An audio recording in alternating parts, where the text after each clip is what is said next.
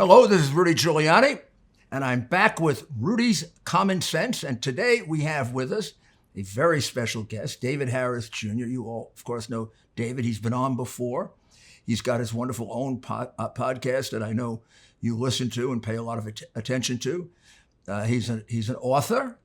He is a speaker, a frequent speaker for numerous groups, including Liberty University, the Falkirk Center, and the Freedom Rally in Grand Junction, Ohio. And his book, I highly recommend, Why I Couldn't Stay Silent, which is a reason why you shouldn't stay silent.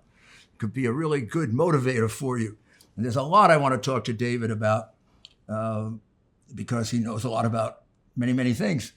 So how have you been, David? Mayor, my brother, I've been amazing. How have you been? Taking shots left and right from these political operatives that just want to discredit and disbar and just disengage you from the fight, but you're still fighting. You're darn right. I mean, I know why they're doing it. So you feel like you're doing the right thing. It gives you great, great strength. And the more they do it, the more I realize how dangerous I am to them. I mean, I did come up with the hard drive. They know I'm the one who got it and put it out. I mean, the Post published it, but I got it for the Post. Really had to talk them into publishing it. So they know that I know a lot more about them than they know about me. So they're doing everything they can to try to make up a crime. They've been trying for 2.5 years. It's what they're doing to the president. I call it an investigation in search of a crime, or in search of a liar, if they can get a liar somewhere. But you know, Well, we're praying for you, brother. My audience and my family, we pray for you I know all you the do. time. It helps. So. Believe me, it helps. So this weekend, I was surprised. I shouldn't have been, but I was somewhat surprised at the comments of Cori Bush, freshman congresswoman, all of a sudden taking off after the Declaration of Independence, taking off after the 4th of July, and basically pronouncing that that black people aren't free in America today, not just back at the time of the Declaration, but today on July 4th, 2021, that black people are not free. Now, how is that seen? I mean, why does she do something like that? And then who does it affect? Well, Mayor, I think you had said it leading up to this. We were talking a little bit about it, and I think I think partially she's just trying to fit in with the squad. How crazy and lunatic can I sound to fit in with the likes of AOC, Rashid Tlaib, and Ilhan Omar that absolutely have a disdain for this country? I think she's trying to make herself a little spot there on their squad. And secondarily, I think she's speaking to the crowd of unfortunate individuals that have believed the propaganda that a lot of the schools have been pushing out as far as hating this country, hating capitalism, and too many people out there, young people, they don't actually understand what freedom is. They don't realize that they live in the freest country in the world. They don't understand that if we push things closer to socialism in every country that's tried it, your real liberties are stripped away. The government micromanages pretty much every aspect of your life, and they don't get that they're actually free. So for Cori Bush, a woman that is estimated net worth is over 1 or 2 million. I actually saw one article that said it was over her net worth is over 7 million. I don't know what it is, but she's an elected official in Congress. She's very wealthy, and for her to say that people aren't free, it's insane, Rudy. It's absolutely insane. Yeah. And then she goes on to say that she wants to end the war on drugs. End the war on drugs. My goodness, drugs is robbing us, both white and black, of a generation of young people. And however we do it, we have to find a way to reduce the number of kids that are taken away from us by drugs. What is she? Is she proposing that everybody just use drugs?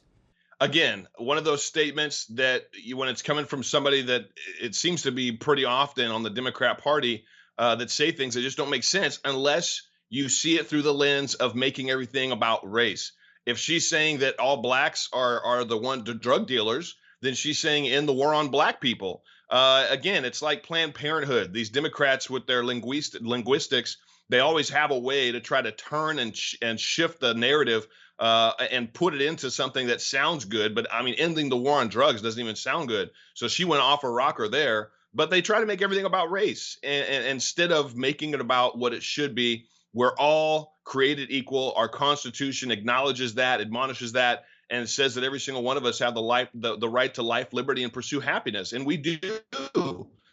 So only the individuals that don't understand freedom, I think, understand, or even think they may understand what this woman's saying. But it was a total flop. I mean, I don't know who would vote for this woman again when she's slamming the 4th of July, slamming the United States of America, and then saying end the war on drugs, when so many millions of people around this country have had to suffer through loss of loved ones and relationships because of drugs. It just doesn't make any sense, Mayor. This would be a good time to take a break. How much equity do you have in your home? 50,000, 100,000, more? Cybercrime experts are alerting homeowners that the more equity you have, the greater the chance foreign and domestic criminals will come after you. Home title theft is one of the fastest growing forms of crime. In fact, Home Title Lock, America's leader in home title protection, is alerting homeowners they could already be a victim and not know it. Here's how it goes down. First, cyber thieves search hundreds of public databases for high equity homes. Next, they pull your home's title. They forge your signature stating you sold your home, and they take out loans using your equity. You're not covered by insurance, your bank, or common identity theft programs. Protect your most valuable asset. Register your address now to see if you're already a victim and receive a complete title history of your home. A $100 value free. Go to HometitleLock.com. HometitleLock.com. We've got a lot more questions for David. Well, she did receive a lot of praise from the squad. AOC and Tlaib and Omar were quite happy, and whoever else they've kind of brought in. No comment at all from the cowardly Democrat leadership. I mean, you could probably say, let's go to war against America. And Schumer and Pelosi would just go, shh, don't say anything. A couple of Democrats did disagree, and of course, Republicans. But then across the country, even though she's getting quite old, Maxine Waters couldn't keep out of it. Maxine, the instigator. Right? Last time we heard from her, she was instigating a riot in Brooklyn, Minnesota, right? And affecting the case so that the judge had to admonish her to keep her big mouth shut. And she might have gotten that case reversed, by the way. There is a chance that a superior court could say that fatally infected the jury. I don't think so, but they sure are going to argue it. But I mean, she's telling us that the Declaration of Independence, so what, equal, only white men were equal. That's what they wrote in 1776. They weren't thinking about us then, but we're thinking about us now. Now, as usual, she's historically incorrect. The debates about the Declaration of Independence included some very, very strong debates about slavery. And the one that they attacked the most, Thomas Jefferson, had actually attempted to end slavery 4 years earlier in Virginia. And if you look at the first draft that he wrote, he put language in it so that we could stop the slave trade. And he accused the king of stopping the country from passing that legislation.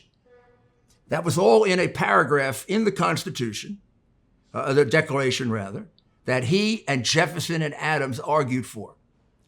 They had to take it out in order to get the two final votes for a unanimous vote. So the idea that it wasn't from the very beginning a very, very troublesome issue that bothered people, even like Jefferson, maybe they didn't have the courage, the foresight to go further, but they understood. He called it a moral depravity. He called slavery a moral depravity. He used to say, he had a great saying about I fear for this country when we have to face the wrath of God over what we are doing.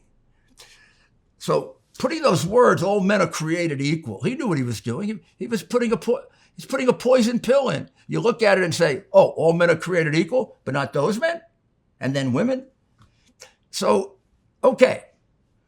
But to say that now nobody's concerned about it, my goodness. I mean, you look at all the legislation since the 1960s, and there's a case now brought by Asian students against Harvard University that they are discriminated against in favor of black and white students. And they're probably right. They're probably right. They now have to do 4 times better than the black and the white students because Harvard doesn't want to be too Asian. So, I mean, at this point, African Americans, as a result of making up for things, do have a lot of benefits and a lot of power within these laws. So why fool people? Why not just tell people the truth? I mean, we had a terrible history. We overcame it. We're on a pretty good road right now, and the pretty good road needs improvement. Yeah, because they don't want to improve it, Mayor. They want to tear it down. Everything that's pushing right now, from BLM's promotion and absolute war on the streets of America over the last 12 to 18 months. I mean, each time really right before elections, and it's just continued.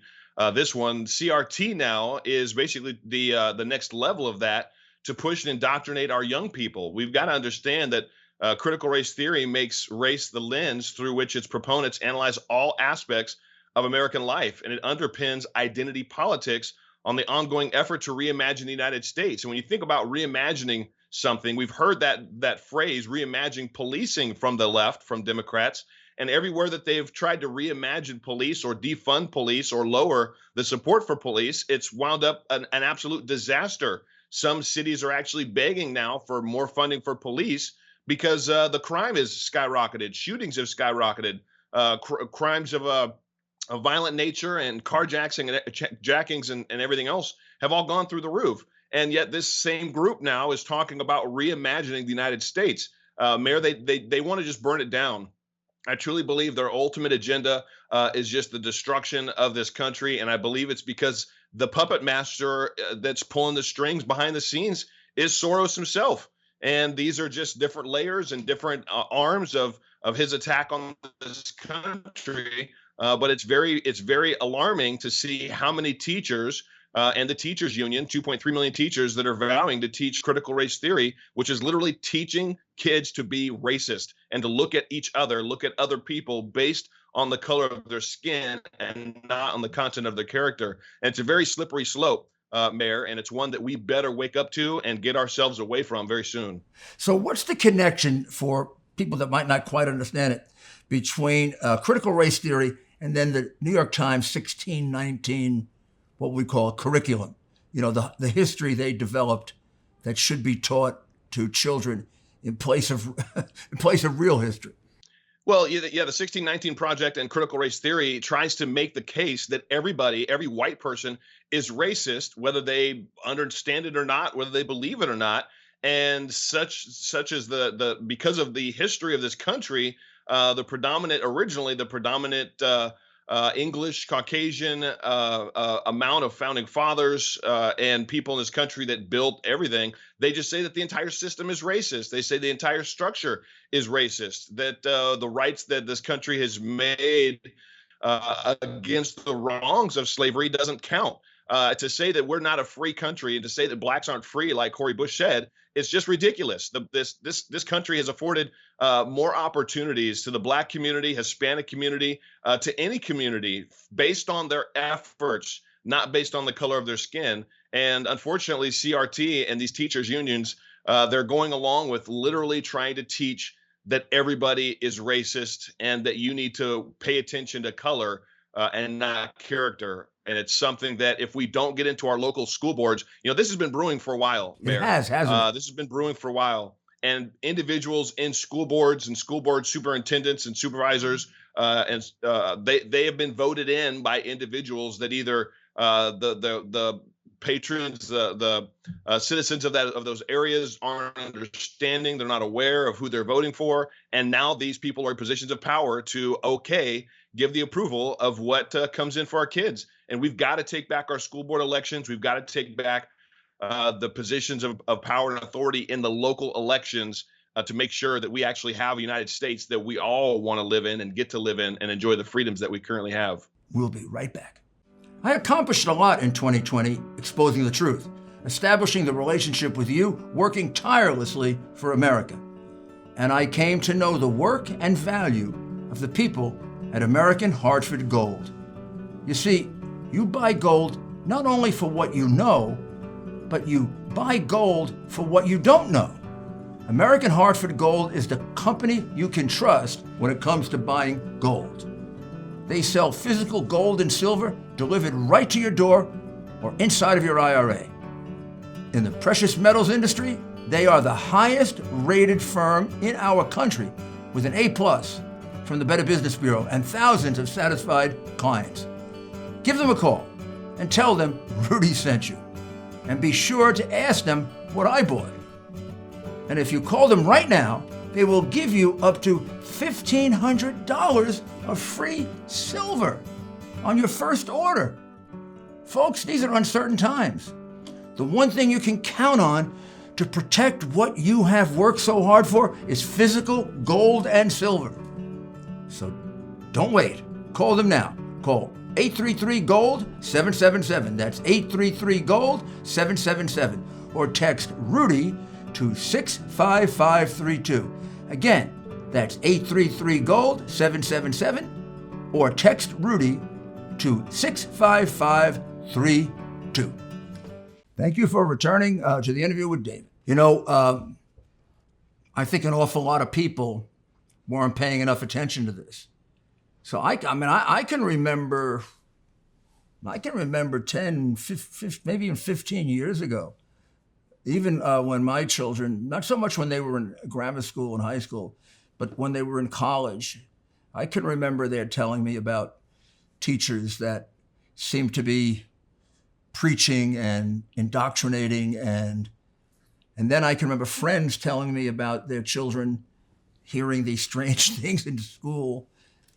Also about sexual, very young children being asked to examine, do they really think they're boys or girls? And I mean, it frightened the heck out of me. I mean, you take a 6-year-old, they don't know are you a boy or a girl? My good, yeah, well, it's a pretty good way to tell. The traditional way to tell. But I mean, they're very, very, they were very, very delicate at that point. I mean, you could just. So I would hear these things. I almost didn't believe them. I almost thought they were parents overreacting. Now, in the last 2 to 3 years, as it comes out, they've gone pretty far already in ruining our history, setting up sex education programs that appear to me to be extremely dangerous for the mental health of the children. I think close to child abuse. So the way to fight back has to be to get control of these school boards, doesn't it? It's at 100%. It's absolutely what needs to take place in order to stop this stuff. In certain school districts, they have approved this LGBTQ plus curriculum for 5-year-olds that are literally seeing pictures of the private parts of boys and girls, and then it explains different sexual encounters, experiences. It's disgusting to even think that this is being taught to 5-year-olds that are should be just trying to learn their ABCs and learn how to be friends with their fellow students. But these are all plays right out of the Communist Manifesto, Rules for Radicals, a way to destroy a country from within itself, how to topple a country without war. It's literally what's opened the door. What we've opened the door to is getting people in positions of power in local elections that are okay with this Marxist-driven ideology that is all about the destruction of the United States of America. And we've got to take back our local school boards. We've got to take back our local elections. We've got to make sure the people that we're putting in represent us actually represent America and not some Marxist ideology that our country. Yeah, I think that's the thing that we didn't realize as we should until the last year or so, that this isn't just helter-skelter and a few liberal ideas and some crazy liberal. There's a whole plan to this. There's a plan. You can go back and read it kind of in modified form 150 years ago, 100 years ago. You can go look at Saul Alinsky 50 years ago. Or that the fact that, Black Lives Matter, I don't know how much it was about Black lives. I mean, Black Lives Matter was founded by three communists who were very, very radical lesbian activists. It seemed to be that their real cause célèbre seemed to be sexual politics more than. And then all of a sudden, the situation of Ferguson happened, and they got a lot of attention as Black Lives Matter. And then when you look at their manifesto, there's not an awful lot about Black people. There's a lot about education, indoctrinating people, about taking property away from people and giving it to other people. There's a lot more about sexual politics and communism than there is about protecting Black lives. I mean, I've spoken, and I'm sure you know this better than I do, I've spoken to several former Black Lives Matter people who left. And one left over the fact that they wouldn't fight for choice in education, that Black Lives Matter caved into the teachers union. And 70% of African-American parents want choice, and every African-American Democrat politician votes against it. And he felt, well, Black Lives Matter was going to fight for it. So I think you recognize something, but you recognized this a long time ago. Unfortunately, I think it's just beginning to be seen. And I hope this is really going to make a difference in the way people react to it. Yeah, well, we the people have to understand that we hold the power, and we whether to even have our kid in school or not have our kids in school. My kids are grown; they're not school age kids any longer; they're young adults. But I tell you what, you better believe that if my kids were in school, I'd want to know every aspect of the curriculum that they're learning. I'd want to know what they're going to learn for the entire year. And if any of it showed any shred of critical race theory or any kind of pro LGBTQ plus, which is in my opinion, as you said, child abuse, to try to get a child's mind to even talk or think or look about sexual orientation, sexual positions, and sex anatomy, it's child abuse. If the school that I had my kids in had a shred of any of that in it, I'd yank them out. They'd be gone. Yeah. I mean, I know parents, white and Black, who have had to do that, and it's I didn't realize it had been going on for about 2 years. It wasn't like it just started. A lot of it came to their attention because of the instruction at home, and they would actually be able to hear it on television and say, "What? What? What are you teaching my kid? Whoa!" And then the other one that gets me with Maxine Waters is she went on to tweet that 17 states have enacted voter suppression laws. She's talking about laws, first of all, that are less strict than New York. She wants to get rid of a strict law. She get rid of one in New York, in a Democrat state. But basically, what she's objecting to are people identifying themselves. What is this thing about Black people can't figure out how to get identification? I've seen interviews with Black people in Harlem where they go absolutely crazy, angry that somebody thinks they can't get identification. Yeah. Well, it should be understood for what it is. It's racist. But since it's coming from a Black lady, it's like, well, that's Aunt Maxine. Well, no, she's Mad Maxine. You shouldn't be listening to her. Even Joe Biden said it. Joe Biden said the same thing. It's not having accountants, not having tax professionals that they can talk to, and not knowing how to use the internet. It's so crazy to me. They want to make everything about race, and they continue to demean Black people, demean the Black community by saying that we can't get IDs. It's so disgusting that I really hope the silver lining, Mayor, I really hope is that the level-headed Americans that are out there that are hearing this nonsense are saying, you know what, they're sounding a heck of a lot more like a party that I want to have nothing to do with, and hopefully they take a a chapter, a page out of Ronald Reagan and say, I didn't leave the Democrat Party. The Democrat Party left me, because they're leaving so many, you know, sensible people in the dust with their derogatory, demeaning jargon. And they're doing it pretty much every single day. Yeah, I think about Vernon Jones, who's running in Georgia. And Vernon, over the last 2 years, I've gotten to know him, and he got pushed out of the Democrat Party. He can tell you exactly, you know, one position after another. And then he woke up one day and said, what am I doing? I'm a religious man, so I got problems there to start with abortion. And I'm watching the abortion rate in the black community become catastrophic. And now I've got a party that wants to teach people not to work. Looks like it wants to set up a dependent community that they can just take advantage of. But I mean, that happened to me 30 years ago. I was a Democrat, woke up one morning and said, I don't believe what they believe. What am I doing here?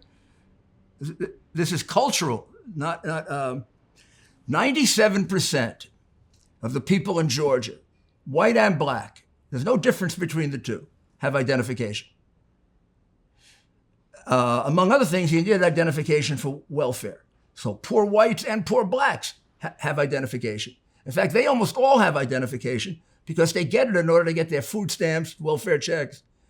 So actually, there's probably about 3% of the people that through negligence or whatever don't have identification.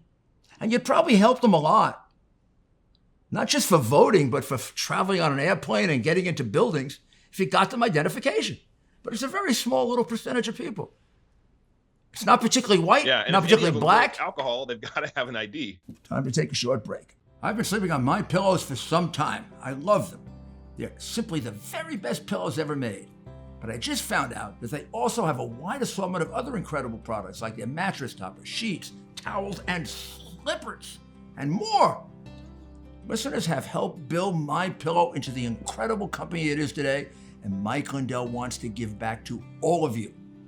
Pick some pillows or pick several of the other great products, and you can get super discounts on My Pillow products by going to mypillow.com, promo code Rudy, or call 1-800-725-7759, promo code Rudy right now, and see each of the specially priced items, including those in the radio listener special square. You're going to see rotational offers up to 66% off on products like the pillows, mattress topper, and geyser sheets, but also new products like their slippers, weighted blankets, robes, and waffle blankets. All My Pillow products come with a 60-day money-back guarantee. Enter promo code Rudy for these new great specials. That's mypillow.com, promo code Rudy. Thank you for returning. So, where do you see this? Where do you see this going? How do we get beyond this? I mean, we had that psychiatrist, Akuna, an Indian woman. She's a New York psychiatrist who gave a lecture at Yale University saying that she dreams about killing white people. If she dreams about killing white people, maybe they should incarcerate her for a while, like in one of these places where they could evaluate her for insanity. And she's giving a lecture to a bunch of doctors at Yale University, and she says she dreams about killing white people. And she is like Maxine Waters, like Corey. She's a multimillionaire. She came from a very wealthy Indian family. She went to private school. She's a very successful psychiatrist. I don't know her net worth, but it's well over $1 million. Waters is another one you see pictures of Waters' house. It's worth $4.1 million. That alone. Her husband has made all kinds of questionable money, just like all these Democrats. They end up being in office for 30 years. They never earn more than $100,000 plus. And then they end up being worth, $10 million. Sort of like just a miracle, kind of a miracle that happens. Dianne Feinstein, I was in Lake Tahoe a couple weeks ago celebrating my birthday and saw a post that Dianne Feinstein was putting up her $41 million Lake Tahoe estate. She was putting it up for sale $41 million, just one of her estates that she doesn't even live in. That you've got a career, lifelong Democrat politician. Where did she get that money? I didn't ever hear her selling any books or build any businesses outside of maybe back end deals where she knew some things. It really makes you wonder where these people are getting their money. But the interesting thing as well, Mayor, is you're pointing out all these individuals that have all these means yet still say our country's racist. The thing that I hear and feel that I hope Americans are picking up on is that it's colorblind. And what is colorblind? Evil. We are in a spiritual battle right now, and the evil that is purveying through people, doesn't matter what color they are, it is all set out to seek to steal, kill, and destroy and bring division. And that's what it's doing. And we've got to start identifying everything that is breeding division, and we've got to step away from it. We've got to do the opposite. And we better get up and enact and stand up for our freedoms, our rights, and stand up in our elections to make sure that locally and statewide, the people that are voting on laws are individuals that we actually want representing us. Yeah, there's sure nothing racist about corruption. Nothing racist at all. I mean, Maxine Waters is just doing what Pelosi did. I mean, Pelosi owns, I believe, the biggest and the richest resort in Northern California. Her husband and her son have made millions. Hundreds, I think. Yeah. Yeah, and doing basically what the Bidens did, and we have it in the White House. We have a family that for 30 years has been selling his office. They made millions, with a son who's spent most of his life being a drug addict, and they just kind of farm him out. And now there's a recent revelation by Miranda Devine, which I've known about for some time because I have the hard drive, that 50% of the money goes to Joe. That money's not 50%. Wow. That's not, and that's a text by Hunter to his daughter. The text goes something like this. He's like annoyed. I've been doing this for 30 years and I don't get any respect. I don't get any respect. I've had to take care of the family expenses for 30 years, and Pop still requires me to give him half of my salary. So what's that? 30 years of all the jobs he has looks like jobs that his father got him. They get real close to people who want to influence Joe. Joe then does things to favor those groups. But Joe says, well, I never knew about the connection. It's just an accident. But now all of a sudden, it takes on a different meaning if he's getting the money. If he's getting the money. And of course, nobody's ever bothered to look at who bought Joe's houses. We do know that Hunter has paid a lot of the bills. So, I mean, they just keep, you can't say it's racist. If the black politicians are crooks, they learned it from the white politicians, right? Their problem is being politicians, not being white and black. That's exactly right. The swamp is real, and it's dirty. The other good thing that I notice is, and I talk to you and I talk to Vernon, and there's so many very, very knowledgeable African Americans, white, not just whites, but African Americans, women, men, different backgrounds. Am I fooling myself, or is that number growing? It seems to me to be really I absolutely growing. think that it's growing. Yeah, I absolutely think that it's growing. I think that there's a lot more people that are waking up to the propaganda machines that is the liberal arm of the Democrat Party, the liberal left-leaning mainstream media. There's people waking up to it. They continue to see the same things. It's like, look at CNN's ratings. I think they've tanked 70% since they stopped, since Donald Trump's been out of office. They've got no substance. They have nothing to talk about that actually is meaningful other than, Orange Man Bad. They still try to capitalize on that. I think that Americans, there's a lot more sensible, courageous Americans of all backgrounds out here in this country. We are what makes up America. We're what makes America great, and we are waking up. And that's a beautiful sign of things to come. Now, one last thing, because you mentioned what I've gone through and all that. It's hard to do what you're doing, David. or Larry Elder, I don't want to mention anyone. There's so many to mention. I don't want to leave out anyone, but because there is rejection in what remains of the hard left. I mean, they try to call you all kinds of names. They try to investigate you in all different ways. I mean, you're very dangerous to them. And hopefully, as the numbers grow, that'll lessen. But I really have great respect for what you've had to do, because, 10 years ago, I don't know how many people I could have gotten who were black that would talk about this. They would know it, but they'd be afraid to talk about it. But by some of you going forward, I think it's opened the door. I hope so.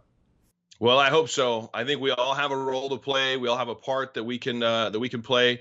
I'm thankful for the trailblazers like Larry Elder, like Thomas Sowell, so many that have paved a path for us, so that we're not the only ones. And I'm so thankful for individuals like you, Mayor, that have stuck in there, that have held your arms out to everybody when they speak truth, when they speak facts, and when they are passionate about believing in the best of this country. So, it's a connection that we all must share. It's a connection that we share together in understanding that we are one people. We're all made in the image of God, and that we've got one common goal, and that's the best that we can make this country for all of us. And that's not being racist. That's putting our character out there and making sure that we're trying to speak with truth, speak with facts, and love our neighbors as ourselves. And that's what we're all trying to do. So it's an honor to be friends with you, brother. And thank you for having me on today. It's an honor to be friends with you, and I really admire you. Thank you, David. Thank you very much. Thank you so much, Mayor. God bless you. God bless you.